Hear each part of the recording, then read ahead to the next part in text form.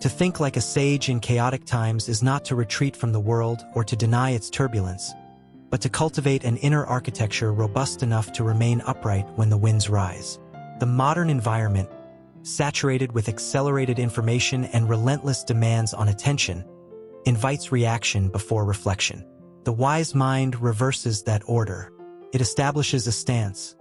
Perception first, discernment next, action last.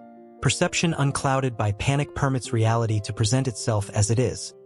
Discernment prioritizes what matters among competing urgencies. Action, selecting the smallest decisive step in the right direction, becomes measured rather than impulsive. This is not a slow refusal to engage, but a disciplined readiness. The stakes are high. Research on attentional overload shows that constant task switching increases error rates and anxiety, eroding the very capacities needed to navigate complexity. Sages, whether in literature, philosophy, or leadership, have long countered this trend with practices that consolidate attention, expand perspective, and stabilize purpose. Before we proceed, a brief invitation. If you find value here, consider subscribing now so you can return to these reflections and deepen the practice with each new episode. The orientation of wisdom begins with a commitment to reality over narrative. Chaos invites the mind to invent stories that oversimplify, accuse, or soothe. Reality is often harsher and also more workable. A practical exercise is the three-part check. What are the verified facts? What are my interpretations? What are my predictions? Separating these domains clarifies where adjustment is possible. In a volatile workplace, for example, an announcement of restructuring may trigger interpretations of personal failure or predictions of imminent collapse. The facts might be simply that roles are shifting. By isolating facts, one preserves agency. What skills are transferable? What value can be created regardless of title? What relationships can be strengthened? Historical biographies reveal that resilient figures treated facts as the floor they stood on, not as waves to be fought or fantasies to be indulged. Franklin during early American diplomacy, Curie in the laboratory, Mandela in prison, each focused on the controllable slice of the situation, expanding it meticulously. A second habit is temporal dilation, lengthening the timeline through which events are assessed. Acute stress narrows the temporal window to the immediate. Wisdom expands it, simultaneously holding now, next, and long after. Consider how investors who ride out market volatility typically outperform those who react to daily swings, or how public health responses grounded in 5- and 10-year horizons create infrastructures that mitigate future crises. Temporal dilation does not ignore urgency. It calibrates it. In practice, this involves explicit questions. How will this matter in 10 minutes, 10 months, 10 years? What decision preserves optionality across those horizons? Optionality, the availability of future choices, functions like oxygen in chaos. Wise actors protect optionality by avoiding irreversible commitments made under duress, by building diverse networks, and by sustaining reserves of time, attention, and resources. Even in personal life, the same logic applies. When an argument escalates, what words preserve dignity and relationship beyond the moment's heat? Third, adopt the discipline of stillness without withdrawal. Stillness is not emptiness. It is an active clearing. Physiologically, paced breathing and deliberate pauses reduce sympathetic arousal, restoring prefrontal function critical for reasoning. Mentally, structured reflection, such as journaling questions like, "What truly matters here?" or "What is the smallest good step?" transforms amorphous dread into articulated challenges. Socially, stillness manifests as listening that is not strategic but sincere, listening to understand rather than to reply. Many leaders misinterpret stillness as passivity. Yet in crisis simulations, teams with leaders who model calm inquiry perform more reliably. This calm is contagious. People mirror those who refuse to mirror panic. In your next high-stakes meeting, begin with a breath, summarize shared facts, and explicitly distinguish between short-term actions and long-term aims. That single structure catalyzes order. A fourth practice is the curation of inputs. The diet of the mind shapes its metabolism. Unfiltered streams of distressing information destabilize judgment, while impoverished inputs starve it. Cure it by relevance, reliability, and rhythm. Relevance. Identify the handful of sources most pertinent to your responsibilities and aspirations. Reliability. Privileged sources with transparent methods, track records, and corrections. Rhythm. Consume in scheduled windows, not constant grazing.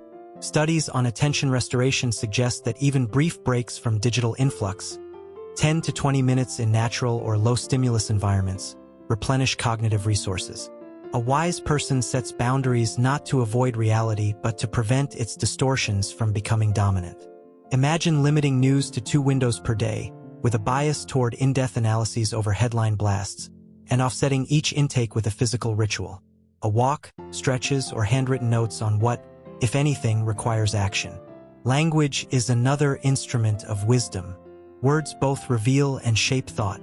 The wise avoid abstractions so vague that they liquefy responsibility, and avoid labels so rigid they dehumanize. When describing others' motives, they note hypotheses rather than verdicts. When committing to action, they prefer verbs to adjectives. "We will contact our partners by Friday with 3 options" is stronger than "we are being proactive." In personal dilemmas, precise naming of emotions, anger, grief, fear, shame, has been shown to reduce emotional intensity and increase regulation. Psychologists call this affect labeling. Precision liberates. It distinguishes between the story we tell and the step we can take, between threats we imagine and tasks we can execute. The sage's language is a lantern, not a spotlight. It illuminates enough of the path to move forward while not blinding the eyes to the periphery. A life anchored in principles outperforms a life driven by moods. Principles serve as stable criteria in unstable conditions. The Stoics enumerated virtues: wisdom, justice, courage, temperance, not as ornaments but as operating systems. Contemporary ethics adds frameworks like care, responsibility, and dignity. Create a compact list of principles that govern your responses.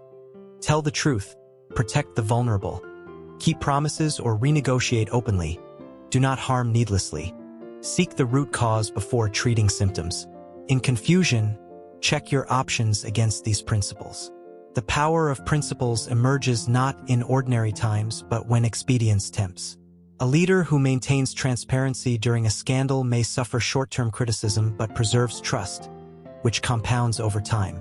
On a personal level, holding to fairness in a competitive environment prevents the corrosion of self-respect.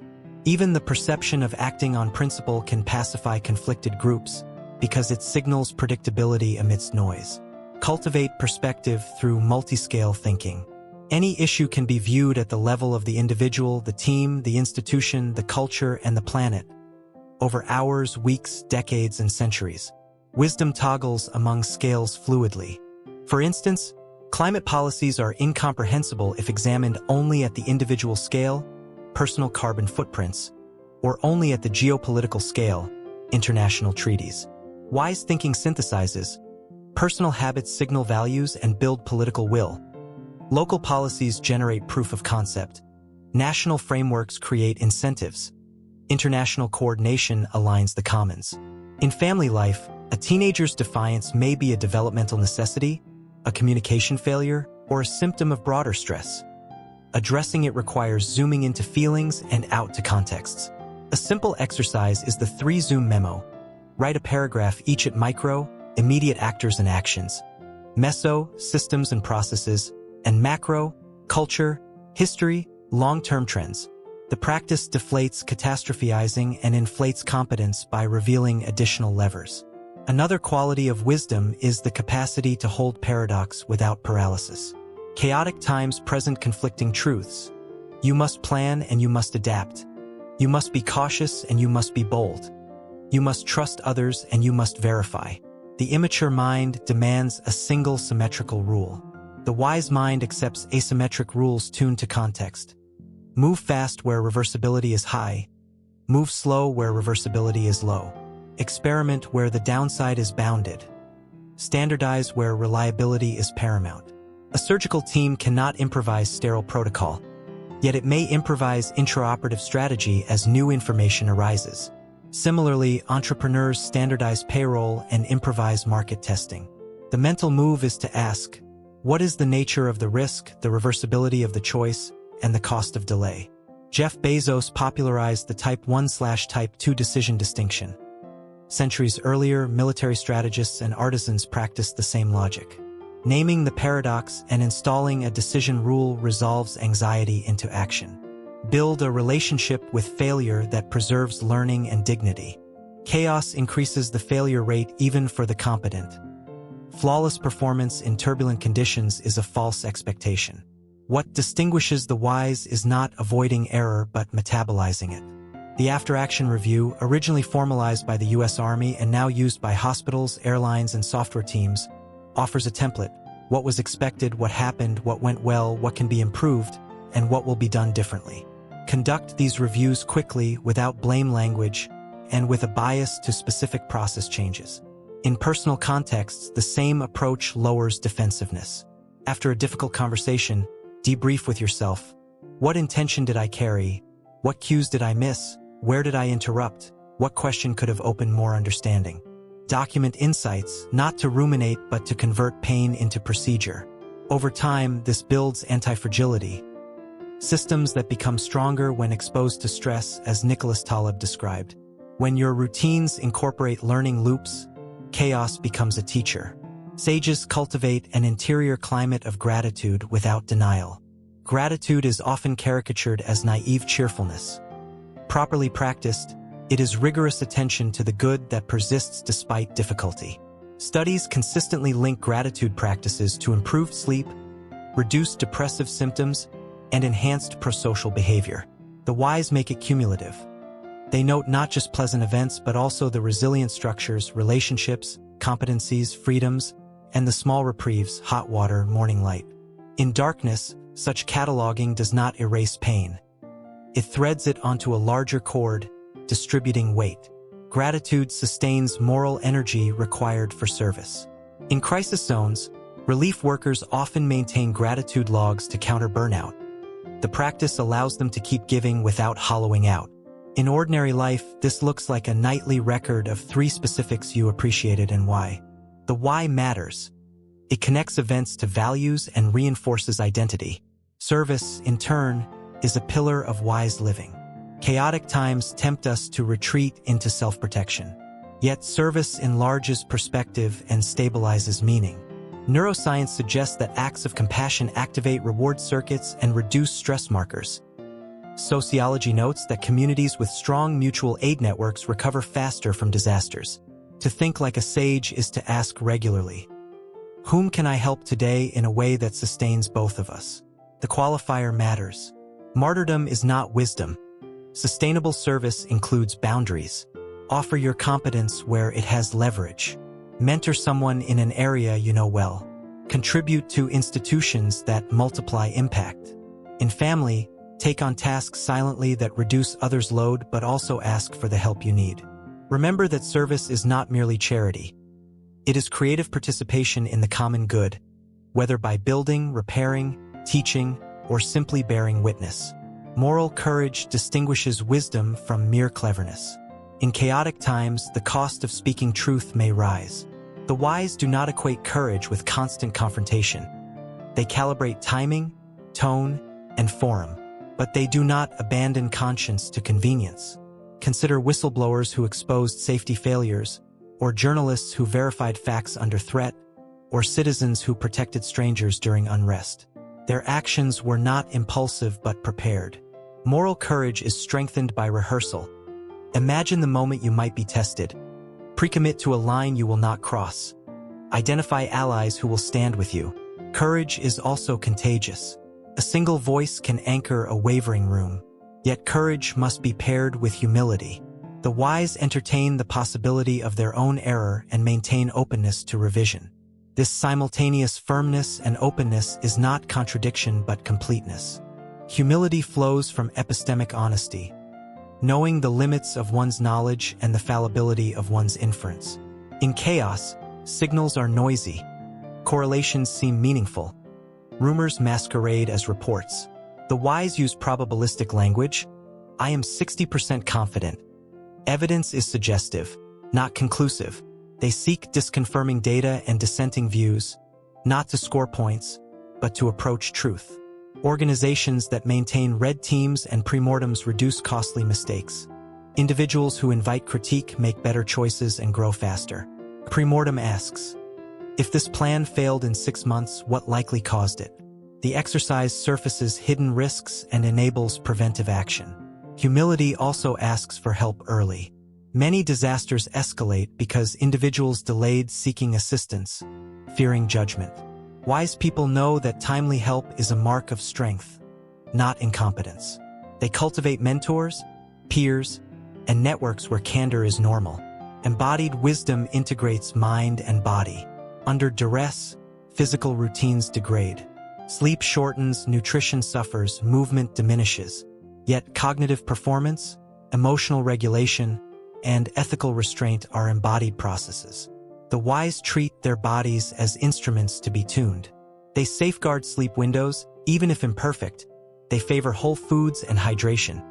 They maintain consistent movement, walking, stretching, or training, adapted to conditions. The evidence base is unwavering.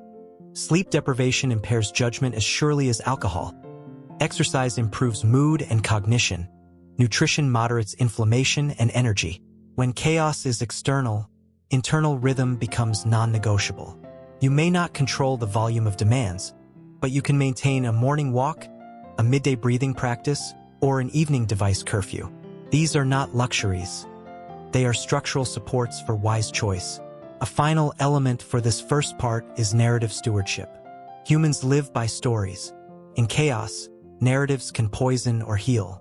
The wise steward their personal and communal narratives by choosing frames that generate agency, connection, and hope without denying pain. Instead of, "This is the end," they ask, "What chapter is this, and what virtues does it demand?" Instead of, "They are the enemy," they ask, "What interests, fears, and histories drive their actions, and what common ground exists?" Instead of, "I am broken," they say, "I am being forged." The difference is not semantic. It shapes behavior. Post-traumatic growth research shows that people who create coherent, meaning-laden narratives from adversity report greater appreciation for life, stronger relationships, increased personal strength, and spiritual development. The story we tell does not erase the scar. It weaves it into identity with dignity. Applying these practices does not require a monastery or a title.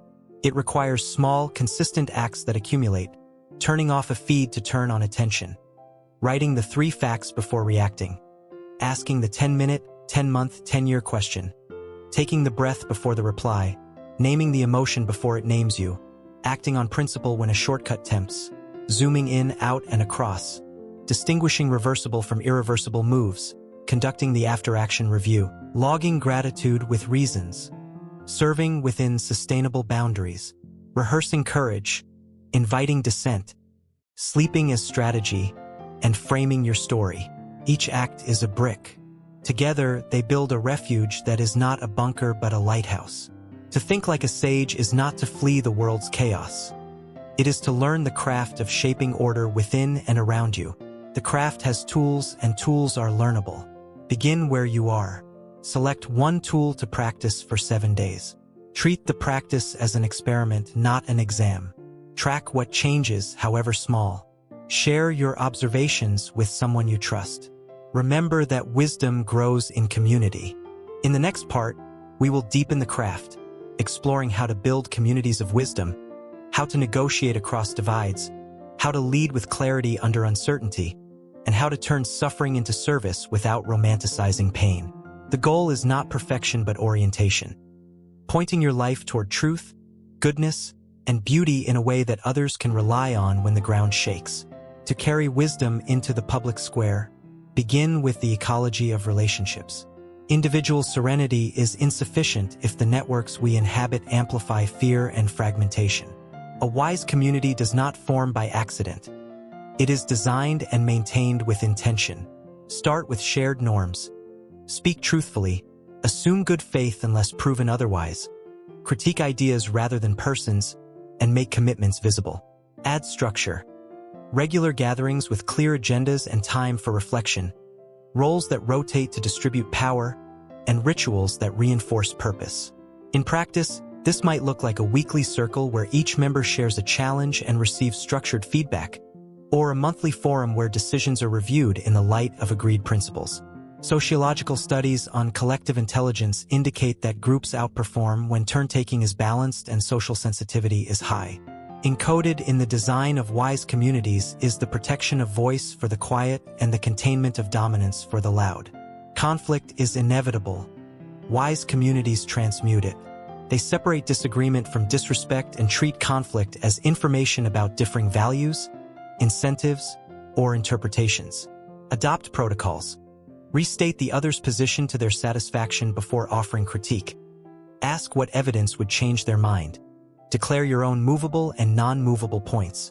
This does not dilute conviction. It thickens understanding. The philosopher John Stuart Mill insisted that he never knew his own side until he understood the other as well as its advocates. In polarized climates, the refusal to caricature becomes a civic virtue. Across workplaces, faith communities, and neighborhoods, you can practice depolarization on a small scale. Convene a listening session with explicit rules. Invite stories instead of slogans.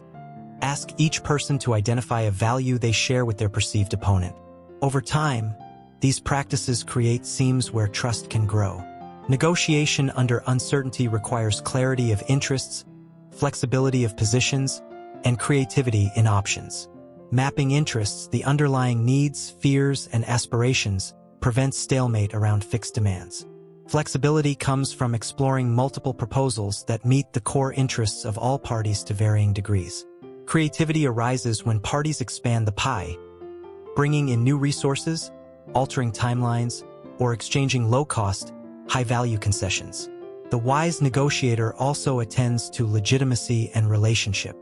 People accept outcomes they perceive as fair even if not optimal. They reject deals that feel imposed, even if materially beneficial. Thus, transparent criteria, process fairness, and respectful communication are not niceties. They are levers. In chaos, timelines compress. There is less room for error. Prepare by running scenario drills. What if resources diminish by 30%? What if a key partner exits? What if a regulation changes? For each scenario, pre-identify trigger points and default moves. This lowers improvisation cost when the unforeseen arrives. Leadership in turbulence is a test of presence and pattern recognition. Presence is the ability to convey steadiness, to listen deeply, to articulate reality without euphemism, and to name the path forward. Pattern recognition is the capacity to connect fragments into themes. The team's fatigue, the market's shift, the community's grief. The wise leader oscillates between zoom levels, translating insight into action and back into reflection. They communicate in loops. Here is what we know. Here is what we are doing. Here is what we will review. Here is when we will update. This cadence builds psychological safety, a state that research shows correlates with higher learning and performance in teams. The leader's emotional state is not a private matter. It is a public signal. Thus, leaders must guard their own habits. Sleep, counsel, mentoring, and honest check-ins. And they must design the environment.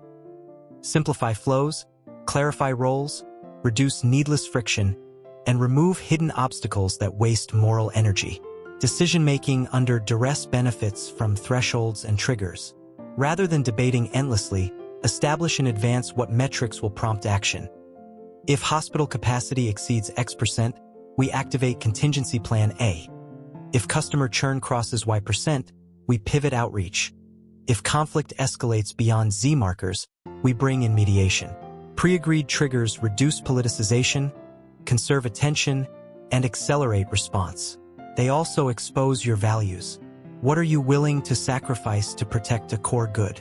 If preserving employee safety is paramount, a trigger tied to safety metrics anchors your response. If maintaining product integrity is non-negotiable, define quality thresholds that halt shipment. The wise document these thresholds and share them, inviting critique and revision. Over time, such transparency builds trust and reduces the performative panic that often accompanies chaotic decisions. Financial and material resilience are not enemies of wisdom. They are its enablers. The ability to absorb shocks depends on slack, financial reserves, time buffers, redundant systems. Individuals benefit from emergency funds, diversified income where possible, and skills that retain value across industries. Organizations benefit from conservative debt, tiered supply sources, inventories calibrated to risk tolerance, and technology backups. Communities benefit from local capacity, food systems that can function under disruption, energy contingencies, and mutual aid networks. The wise do not idolize self-sufficiency. They aim for interdependence with resilience. They recognize that fragility hides in efficiency worship. When everything is optimized for cost under ideal conditions, it breaks under strain. Build slack on purpose. Frame it not as waste but as insurance. The cost of slack is visible. The cost of fragility reveals itself tragically. Education for wisdom must move beyond information transfer to the formation of judgment. This involves exposure to diverse perspectives, training in critical thinking, practice in ethical reasoning, and mentorship in character. Read widely. Philosophy, history, science, literature from different cultures and eras. Case-based learning, studies of complex dilemmas without clear answers, exercises the muscle of discernment. Apprenticeship with those who embody integrity transmits tacit knowledge. The wise value the humanities not as leisure but as instruction in human nature. They value science not merely as technique but as a method for discovering error. They value art as a way to perceive nuance and hold ambiguity. In times of chaos, these capacities are not luxuries. They keep us from mistaking novelty for insight and from mistaking sensation for truth. Technology both amplifies and distorts. Wise engagement with technology requires intentionality about its role in life. Tools should extend human capacity without displacing human judgment. Design your tech stack backward from values. What do you want more of? Focus, depth, connection, and what do you want less of? Distraction, shallowness, performative outrage. Curate applications accordingly. Use blockers to protect attention, batch communications, and turn off non-essential notifications. Be mindful of algorithmic drift. Platforms are optimized for engagement, not enlightenment. Counter by setting manual anchors. Newsletters with editorial standards, long-form sources, and scheduled deep work periods without connectivity. For creators and leaders, adopt transparent policies on AI and data. Make explicit what is automated and what is human, and keep a human in the loop for decisions with moral weight. The aim is not rejection or uncritical embrace, but stewardship. Rituals transform wisdom from aspiration into rhythm. Daily, weekly, seasonal, and milestone rituals stitch meaning into time. A daily ritual might be a morning reading and reflection, an afternoon pause for breath and posture, an evening review with gratitude and adjustment.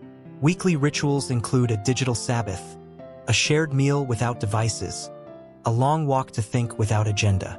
Seasonal rituals mark transitions, cleaning and donating to reduce excess, writing letters of thanks, resetting goals. Milestone rituals honor achievements and griefs, both personal and communal. Rituals give the heart a place to stand. They redistribute attention toward what matters and guard against the erosion of intent by noise.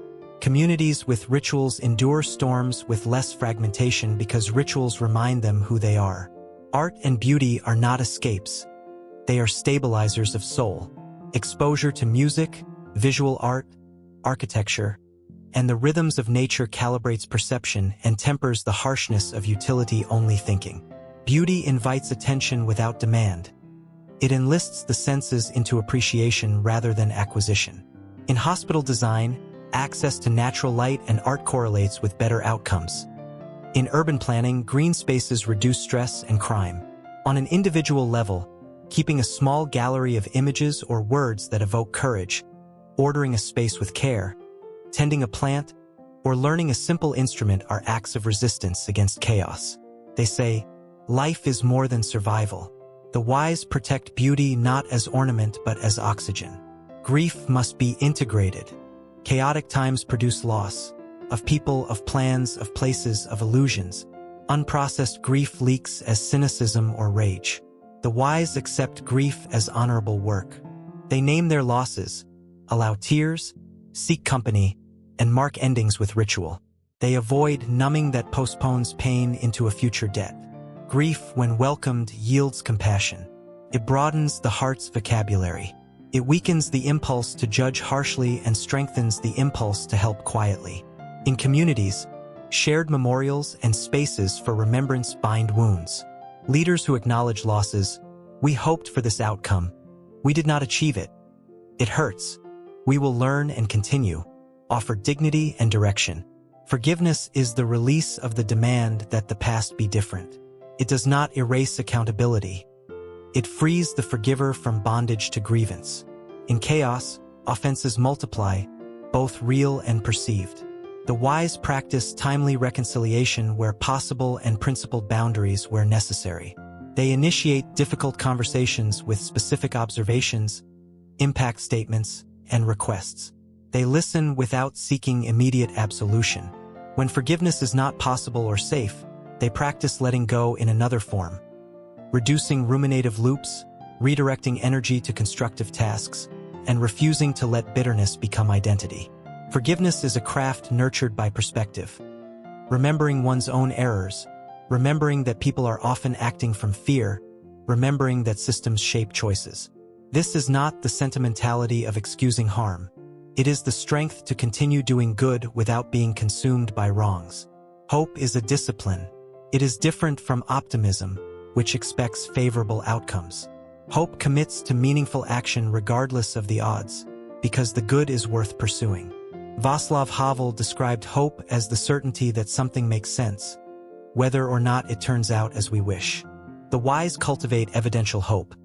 They track progress in small arenas, celebrate incremental gains, and connect present acts to an arc longer than their own lifetimes. They tell stories of endurance and renewal.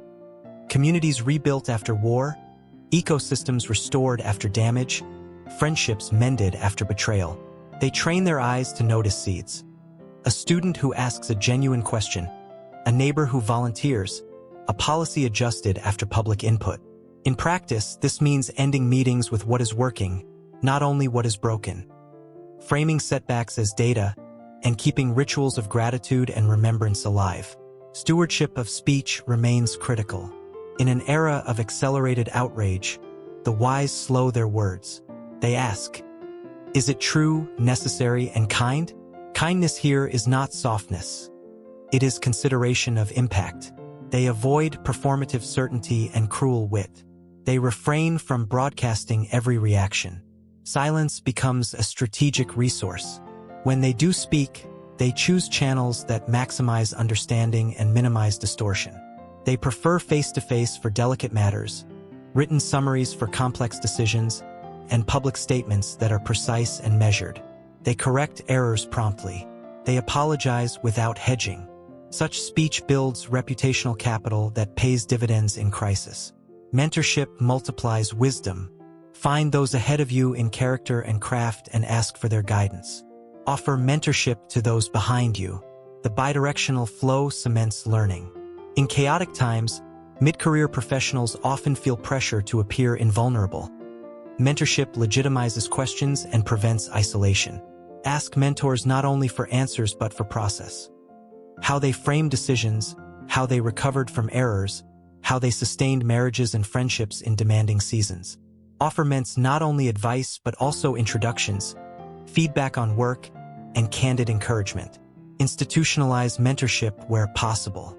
Organizations that pair onboarding with mentors reduce attrition and increase morale. Communities that honor elders and empower youth avoid the brittle pessimism of some and the reckless optimism of others. Restraint is underrated. Action bias, the urge to do anything spikes under pressure. The wise keep the distinction between motion and progress. They ask, what would happen if we did nothing for 24 hours? Often, the worst scenario dissolves or clarifies with time.